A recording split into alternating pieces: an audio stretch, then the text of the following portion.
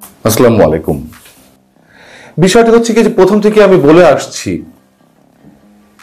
এই দেশ স্বাধীন হওয়ার আগে এবং পরে যতগুলো অভ্যুত্থান সংঘটিত হয়েছে তার প্রত্যেকটিতে অবশ্যই ছাত্ররা নেতৃস্থানীয় ভূমিকা পালন করেছে এবং তারা তাদের কাজটি করে দিয়ে আবার তাদের জায়গায় ফিরে গেছে। তারা যে আবার রাজনীতিতে সক্রিয় হননি তা কিন্তু নয়, তারা রাজনীতিতে সক্রিয় হয়েছেন নিজের শক্তিতে বলিয়ান হয়ে, নিজেদেরকে সেভাবে প্রতিষ্ঠিত করেছেন ব্যক্তি স্বাতন্ত্র্যবাদের জায়গা থেকে। কিন্তু কেন এই কথাগুলো বলছি? নতুন একটি রাজনৈতিক শক্তি আত্মপ্রকাশের যে প্রচেষ্টা রয়েছে কিংবা যে সম্ভাবনা রয়েছে, আমরা সম্ভাবনা বা প্রচেষ্টা কোনোটিই বলবো না, এটুকু নিশ্চিত যে ছাত্র সমন্বয়কদের নেতৃত্বে একটি নতুন রাজনৈতিক দল আসছে। সেটি আসলে কেন তৃতীয় শক্তি হতে পারবে না, অন্তত আমি কেন মনে করছি, কারণটি হচ্ছে তাদের প্রতি সাধারণ মানুষের যে ভক্তি, শ্রদ্ধা, ভালোবাসা ছিল সেটি তারা ধরে রাখতে পারেনি এবং ধরে রাখতে না পারার অনেকগুলো কারণ রয়েছে। প্রথম কারণ হচ্ছে শেখ হাসিনা যেমন আমাদের ৭১-এর মুক্তিযুদ্ধকে নিয়ে ব্যবসা করেছেন, তিনি মুক্তিযুদ্ধকে বিতর্কিত করেছেন, মুক্তিযোদ্ধাদেরকে বিভিন্ন প্রতিনিধি নিয়ে কোন কোন রাজনৈতিক দলের বিশেষ বিশেষ ব্যক্তিদের সমন্বয় ঘটিয়ে তারা নতুন রাজনৈতিক দল গঠন করবে। এরকমটা তো এর আগেও হয়েছে। বরং যে জাতীয় নাগরিক কমিটি গঠিত হলো ছাত্রদের নেতৃত্বে, সেই জাতীয় নাগরিক কমিটি তো এরই মধ্যে বিতর্কের সৃষ্টি করেছে। জাতীয় নাগরিক কমিটিতে কারা আছে, কোন ন্যাশনাল ফিগারটি আছে যেটির নাম দেওয়া হয়েছে জাতীয় নাগরিক কমিটি? এবং এই সরকার আসার পর থেকে -2 ফর্মুলা আবারও আলোচনায় এসেছে। আওয়ামী লীগকে নিষিদ্ধ করতে চাইছে। আওয়ামী লীগের যারা অপরাধী তাদের বিচার হতেই পারে, কিন্তু একটি রাজনৈতিক দলকে কিভাবে নিষিদ্ধ করা যায় এই প্রশ্নটি তো উঠেছে। আর আওয়ামী লীগের যে লাখো কোটি মানুষ রয়েছেন, সমর্থক রয়েছেন, তারা কেন রাজনীতি করতে পারবে না? কিন্তু তারা যেভাবে হোক এটি রেজিস্ট করবে, আওয়ামী লীগকে পথে নামতে দেবে না। আবার তারেক জিয়াকে ফিরে আসার বিষয়ে এক ধরনের প্রতিবন্ধকতা রেখে দেওয়া হয়েছেই। তার মামলাগুলো নিয়ে নানান ধরনের কথাবার্তা উঠছে। সব মিলিয়ে রাজনীতিতে নতুন একটি দল গঠন হতে যাচ্ছে, এটি আমরা সবাই জানি, এবং সেটি অবশ্যই ছাত্রদের নেতৃত্বে। যে ছাত্ররা সমন্বয়কের ভূমিকা ছিলেন 5 আগস্টের গণঅভ্যুত্থানে কিংবা বৈষম্য বিরোধী ছাত্র আন্দোলনে।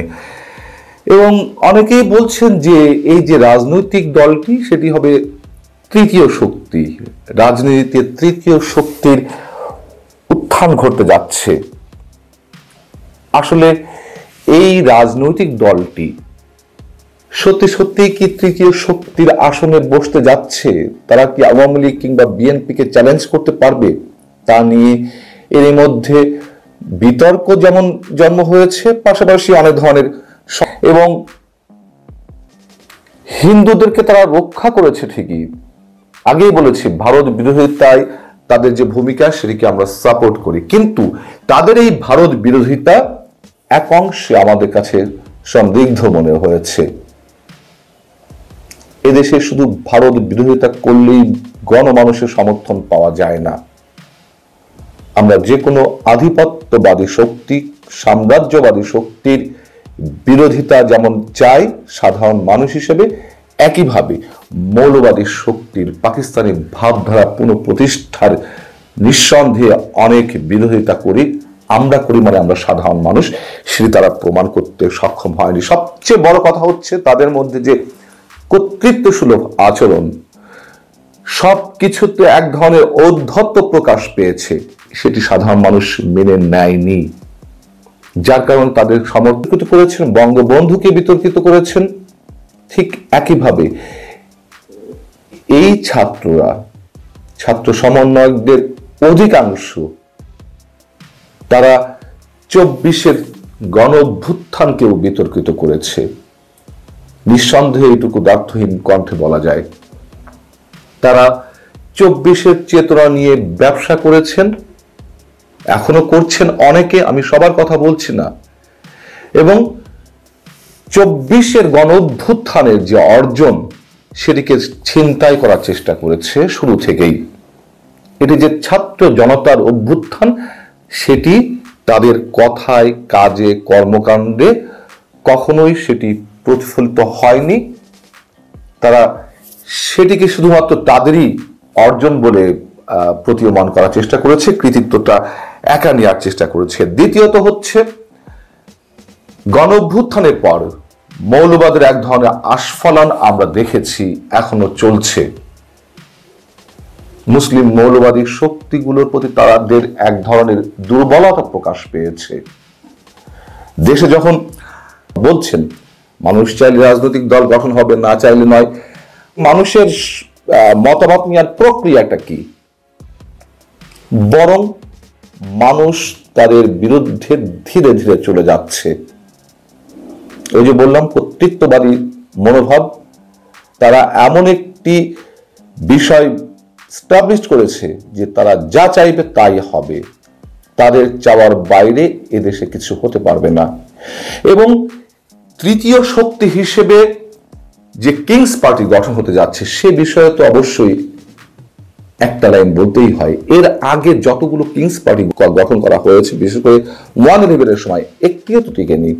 আওয়ামী লীগের সময় যে কিংস পার্টিগুলো গঠন করা হয়েছে নির্বাচনে অধিক মাত্রায় রাজনৈতিক দল অংশগ্রহণ করছে সেটি দেখানোর জন্য, সেগুলো তো কোনো ধরনের কোনো হদিস নেই, সবই হারিয়ে গেছে সময়ের অতল গহ্বরে। এবং সবচেয়ে বড় যে বৈশিষ্ট্য, এখানে আগেকার কিংস পার্টিগুলো গঠন হয়েছে সরকারের ছত্রছায়ায়, সরকারের পৃষ্ঠপোষকতায়। কিন্তু বর্তমানে যে কিংস পার্টিটি গঠন হতে যাচ্ছে, আমি কিংস পার্টি বলবি স্পষ্টভাবে, সেটি গঠন হতে যাচ্ছে আইএস এর পতাকা নিয়ে মিছিল হয়, তারা সে বিষয়ে নিশ্চুপ থাকে। দেশে যখন পাকিস্তানি ভাবধারা পুনঃপ্রতিষ্ঠার কথা প্রকাশ্যে বলা হয়, তারা চুপ থাকে। তারা ভারতের বিরোধিতা করছে, আমরা সেটিকে সমর্থন করি। অবশ্যই এদেশের জন্য ভারত যেমন বিপজ্জনক, পাকিস্তানও বিপজ্জনক। আমাদের জন্য আসলে সহায়ক শক্তি কোনোটিই নয়, না চীন, না যুক্তরাষ্ট্র, না রাশিয়া। সেটি সবসময় আমার বক্তব্যে আমি বলার চেষ্টা করি। কিন্তু তারা একটি বিশেষ শক্তিকে প্রশ্রয় দেওয়ার চেষ্টা করছে, বা তাদের কর্মকাণ্ডের মাধ্যমে সেটি ফুটে উঠেছে। আমরা দেখলাম যে মাজারের উপরে আঘাত হানা হলো, মাজার ভাঙচুর করা হলো, সেটি নিয়ে কোনো কথা না। হ্যাঁ, এটাও সত্য কথা যে হিন্দুদের রক্ষার জন্য তারা অনেক কিছু করেছে। শুধু তারা নয়, জামাত ইসলামী, বিএনপি, তারা অনেক ধরনের চেষ্টা করেছে। অনেক পরিমাণ কমে গেছে। আগে তারা যেখানে সেখানে ডাক দিলে হাজার হাজার মানুষ জড়ো হতেন, এখন নিঃসন্দেহে সেটি হয় না। কেন হচ্ছে না? তারা কি এটি ভেবে দেখেছে? হয়তো ভেবে দেখেছে, কিন্তু তারা আসলে সবকিছু নিজের বলে দাবি করতে চায়, সেই জায়গা থেকে এখনো বেরিয়ে আসতে পারেনি। যখন যা চেয়েছে সেটি মানুষের দাবি বলে চালানোর চেষ্টা করেছে, যে চেষ্টাটি আমরা সবসময় আওয়ামী লীগের মধ্যে দেখেছি, স্বৈরাচারী শক্তির মধ্যে দেখেছি। আওয়ামী লীগ তো 15-16 বছর সংবিধানের দোহাই দিয়ে, সাধারণ মানুষের দোহাই দিয়ে তারা যা ইচ্ছে তাই করে গেছে। তারা বলেছে তাদের সঙ্গে মানুষ আছে। এই শক্তিও, এই ছাত্র সমন্বয়করা বলছে তাদের সঙ্গে মানুষ আছে। কোন মানুষেরা আছেন? তার ব্যারোমিটারটা কি? জনসমর্থনের। তারা ঠিক সেই কাজটি করছে। এবং রাজনৈতিক দল গঠন হবে কিনা সেই জায়গাটি তো তারা একই ধরনের কথা। সরকারের শুধু সহযোগিতা কিংবা পৃষ্ঠপোষকতায় নয়, সেটি গঠন হতে যাচ্ছে সরাসরি সরকারের তত্ত্বাবধানে, সরাসরি সরকারের মধ্যে থেকে একটি অংশের নেতৃত্বে কিংস পার্টি গঠিত হতে যাচ্ছে। তার মধ্যে মাহফুজ আলম রয়েছেন ছাত্র প্রতিনিধি হিসেবে, রয়েছেন আসিফ মাহমুদ, রয়েছেন নাহিদ ইসলাম। তারা যদি এই কিংস পার্টি গঠন নাই করত, তারা বেরিয়ে আসতো শুরু থেকেই। কেন ক্ষমতায় যাওয়ার দরকার ছিল? তারা নতুন রাজনৈতিক বন্দোবস্তের কথা বলছিল, তারা যদি এতটাই তাদের মনন চিন্তা চেতনায় সৎ হয়ে থাকতো, ক্ষমতার বাইরে থেকে তারা এইগুলো করার জন্য প্রেশার গ্রুপ হিসেবে কাজ করতে পারত। কিন্তু তারা তা করেনি। বরং তাদের মধ্যে যে ক্ষমতার এক ধরনের লোভ এবং নতুন রাজনৈতিক শক্তি রাষ্ট্রটি গড়ে তোলার এক ধরনের চিন্তা ভাবনা শুরু থেকেই, সেটি তাদেরকে আরো বিপদে ফেলবে বলে আমার কাছে মনে হয়। আগেকার কিংস পার্টিগুলো যেমন ছিটকে পড়েছে, এটিও ছিটকে পড়তে আমার ধারণা খুব বেশি দেরি হবে না। যদিও তারা বলছে সিভিল সোসাইটি হবে, সবই তো প্রি প্ল্যান্ড, এগুলো মানুষের বুঝতে কষ্ট হয় না, বরং আমাদের কষ্ট হয় কেন এই ছাত্র সমন্বয়করা মানুষের মনে তারা দেবতার আসনটি নিয়ে থাকতে পারলো না, কেন তারা নিজেদের মধ্যে নিজেদের কর্তৃত্ব ফলানোর জন্য, রাষ্ট্রীয় ক্ষমতার অংশীদার হওয়ার জন্য নিজেদের মানসিকতাকে তৈরি করলো। কষ্ট হয় আমাদের। এবং সবশেষ কথায় বলতেই হয়, আওয়ামী লীগের সময় যেমন আমাদেরকে অনেকে আওয়ামী লীগের বিরোধিতার জন্য বিএনপি জামাতের দালাল বানিয়ে দিয়েছিলেন, এখন অনেকে আবার ফ্যাসিবাদের দোসর বানাচ্ছেন। এ কথা আগেও বলেছি, এখনো বলছি, বারবার বলতে হবে, তার কারণ আমাদের মুক্তি নেই। আল্লাহ হাফিজ।